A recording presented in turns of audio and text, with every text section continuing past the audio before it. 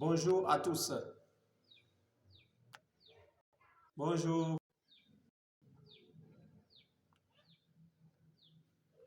Bonjour à tous. Et dans l'ensemble, je dis Assalamu alaikum wa rahmatullahi wa barakatuhu aux frères et sœurs musulmans.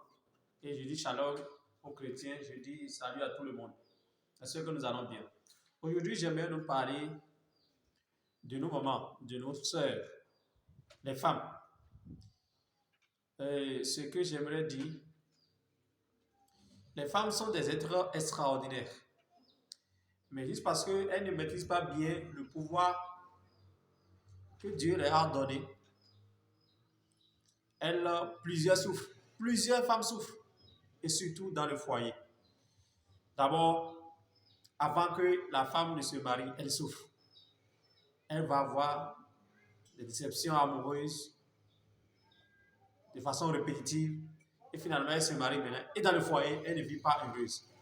Pourquoi? Pourquoi ce cas de figure? Pourquoi ce cas de figure? Je vais vous expliquer et les raisons. Et je vais donner quelques conseils à nos mamans, à nos femmes, à nos sœurs, à nos petites sœurs, grandes sœurs, pour qu'elles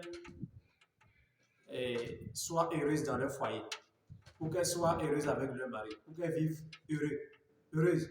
Parce que nous n'avons pas beaucoup d'années à passer dans cette vie. Et pourquoi passer tout son temps à vivre dans le mécontentement, dans les soucis, dans la tristesse, qui conduit parfois à la déception, à la dépression. Et donc, pour cela, j'aimerais que nous suivions d'abord cette vidéo. Et quand nous allons finir de suivre cette vidéo, j'aimerais faire le commentaire de la vidéo. Suivez bien la vidéo. Ma copine. Hey, copine. Oh. C'est quoi, bonjour. Ça va? Tu vas bien? Pardon, pourquoi tu as ta soeur? Merci.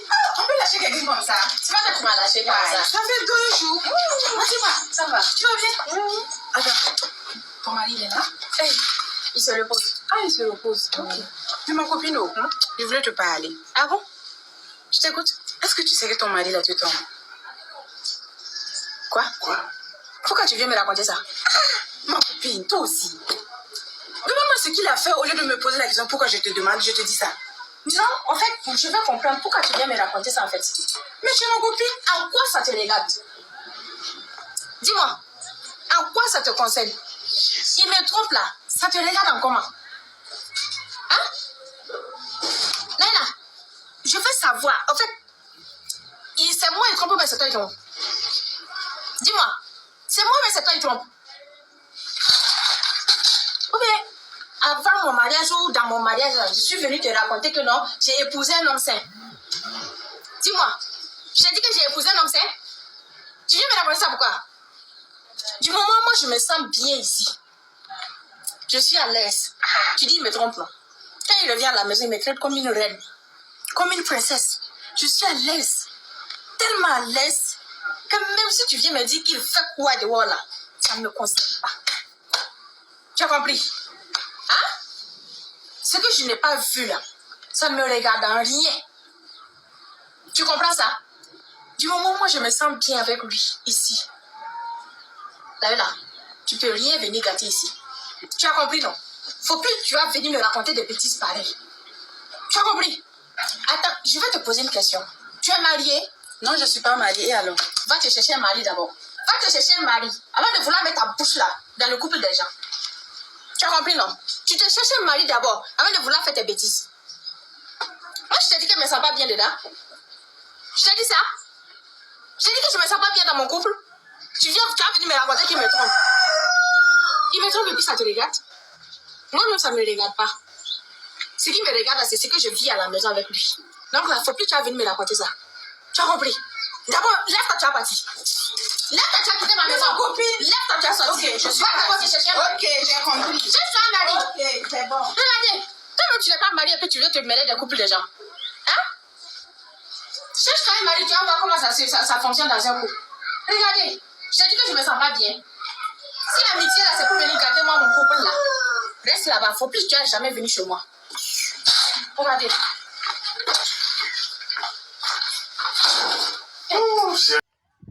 Vous voyez la femme dans la vidéo? Cette femme-là, elle est venue pour dire, elle a déjà espionné le mari, elle a espionné le mari de l'autre. Elle est venue narrer des histoires à l'autre juste pour mettre le feu dans le foyer.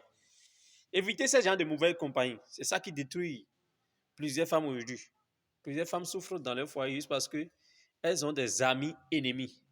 Elles ont des copines ennemies.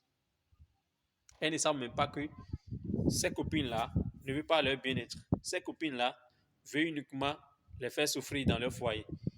Tu es marié, ce n'est pas plusieurs personnes. Tous ceux qui te rient le jour de ton mariage, là, tous ceux qui te sourient là, ce n'est pas eux tous qui veulent ton bien-être. Ce n'est pas eux tous qui veulent que tu vis bien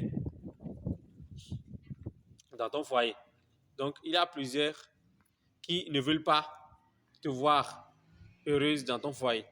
Et ces gens-là, ce sont ces gens de copines-là qui espionnent ton mari. Toi, tu es à la maison, ton mari est responsable. Il se soucie de comment vous allez vous nourrir, comment vous allez vous vêtir, comment les enfants vont se porter, la santé, tout ça là.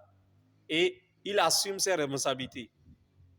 Maintenant, tu es à la maison, quelqu'un ne veut pas de ta paix, la personne vient et la personne fait quoi? La personne dit, il faut que je mette le feu dans ce foyer. Et donc, ce que tu ne sais pas de ton mari, on vient te raconter. Sois sage. Sois sage, n'écoute pas le dehors. Si tu veux vivre heureuse, n'écoute pas le dehors. Si tu veux vivre heureuse, n'écoute pas le dehors. Si tu écoutes le dehors, tu vas vivre toujours dans la colère, dans la tristesse. Parce que il y a des femmes vraiment qui veulent vous détruire. Il y a des amis que vous avez, vos amis là, qui viennent, vos compagnes qui vous narrent des histoires, qui espionnent vos maris. Hein? Et ce que viennent vous narrer des histoires là, il ne faut pas les écouter. Il faut plutôt appliquer la philosophie des trois singes. Et cette philosophie consiste à faire quoi? La philosophie des trois singes consiste à ne rien voir, ne rien entendre et ne rien dire. C'est ça le secret pour vivre heureux dans le foyer jusqu'à la fin.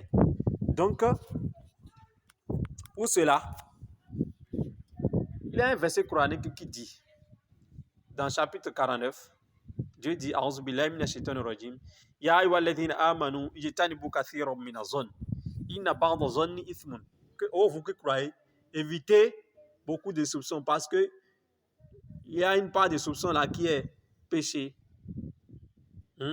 Voilà, et n'espionnez pas les uns les autres.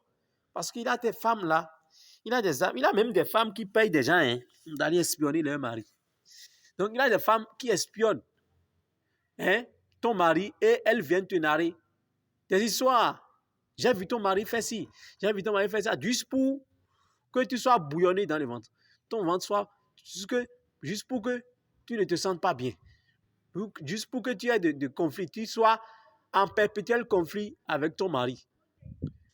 Elle ne t'apporte rien de bon. C'est des informations pour détruire ton couple là. Et ces informations, elle t'apporte. Maintenant, tu veux vivre heureuse ou bien tu veux vivre dans la colère. Vous êtes mariés pour vivre heureuse ou bien vivre dans la colère. Alors, pourquoi tu te mets en colère? Je sais sûrement que parce que certaines femmes, la plupart des femmes, n'aiment pas entendre que leurs maris ont des partenaires, ont autres partenaires. Mais j'aimerais vous dire une vérité aujourd'hui. Sachez que 99,9% des hommes dans le monde entier là sont des polygames. Même s'ils vous disent dehors que moi je n'aime pas la polygamie, ils vous ont menti. Parce que la polygamie c'est quoi? La polygamie c'est le fait qu'un individu ait plusieurs partenaires. Et donc, il y a des hommes qui se disent monogames. Et officieusement, ils ont un pléthore de partenaires dehors là-bas, qu'ils appellent les chisa ou bien les maîtresses. Vous voyez ça? Ça là, c'est une vérité. Ce qui se passe dans le monde aujourd'hui là, tout le monde sait, c'est une vérité. Il va te dire que lui, il va te promettre un mariage, qu'une fois que tu te maries, c'est fini. Mais en réalité, lui là, hein, c'est rare de trouver un homme qui n'est pas polygame aujourd'hui. Très rare, très rare. La plupart, vous ne savez pas ce qui se passe même. Je vais vous dire, il y a deux types d'hommes polygames. Il y a les hommes polygames officiels. C'est-à-dire, eux là, ils disent dehors, partout, je suis polygame. Et ils marient les femmes là de façon officielle. Hein? Ils marient plusieurs femmes.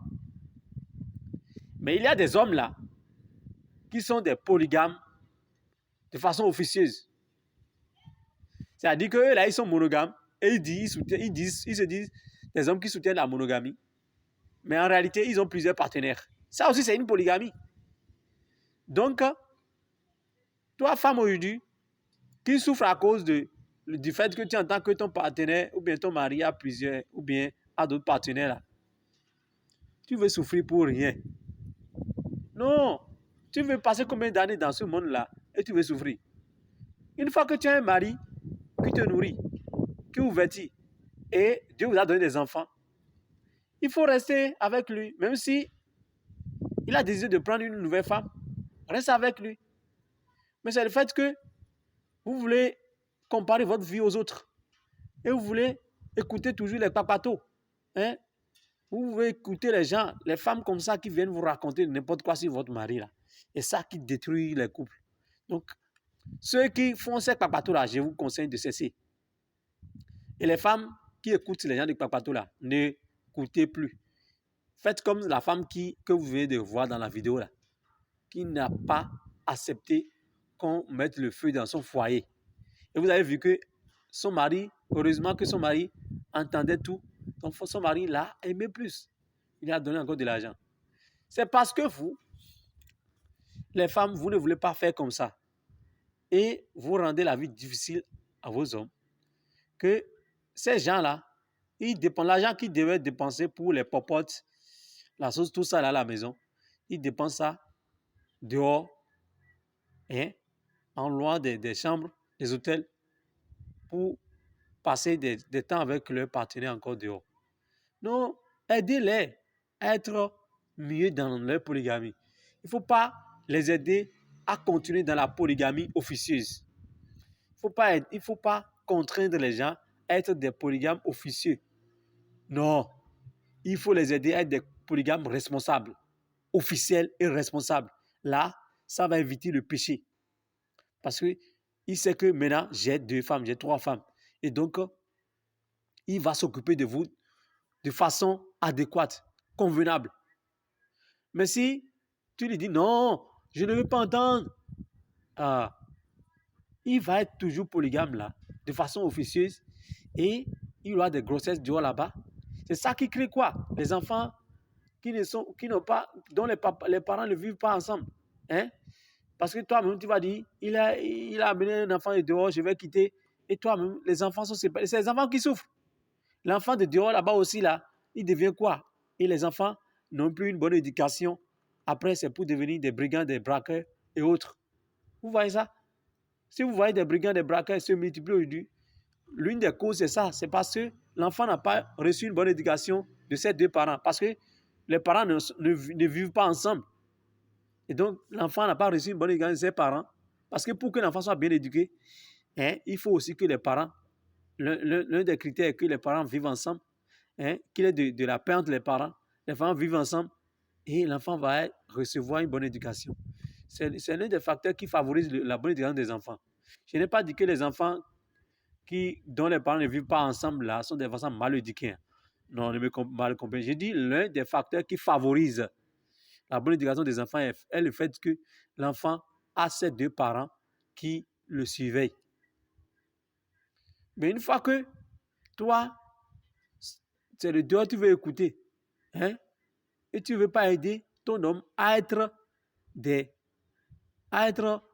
un polygame responsable, là, vous allez toujours souffrir, hein, jusqu'à la fin de votre vie. Vous allez souffrir ou bien vous allez finir par vous séparer. Et tu te sépares, il va prendre celle qui est dehors encore. Et la même souffrance continue. Vous voyez ça? Donc, ce n'est pas normal.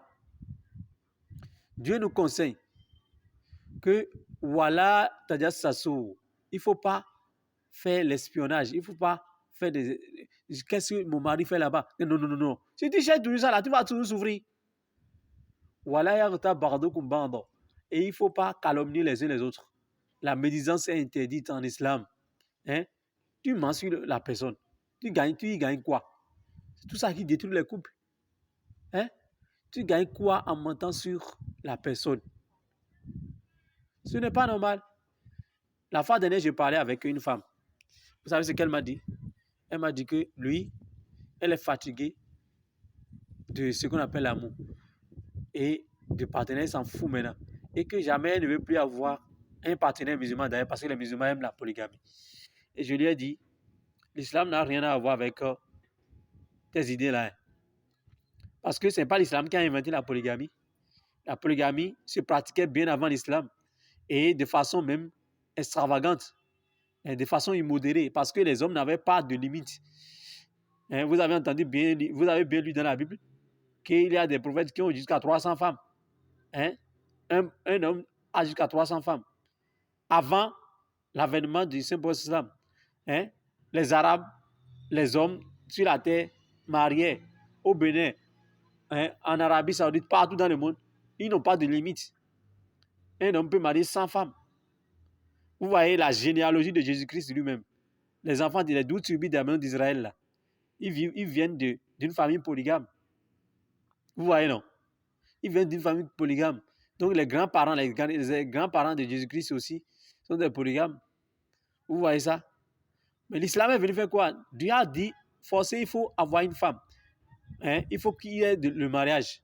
Maintenant, Dieu vous permet maintenant, dans des conditions données, d'avoir 2, 3, ou au plus, le maximum, c'est 4. C'est une permission. C'est pour résoudre un problème. C'est pour limiter la polygamie aussi. Donc, c'est solution au problème, ils ont un problème. Donc, l'islam est venu mettre de l'ordre dans ce désordre. Donc, ce n'est pas l'islam qu'elle va accuser. Et elle a fini par comprendre. Donc, j'aimerais vous dire, évitez les mauvaises compagnies. Les mauvaises compagnies détruisent les couples. Ce n'est pas tous ceux qui se disent vos amis, qui sont vos amis. Il y a des gens qui sont là pour mentir et vous mettre, ils vont vous mettre en conflit perpétuel.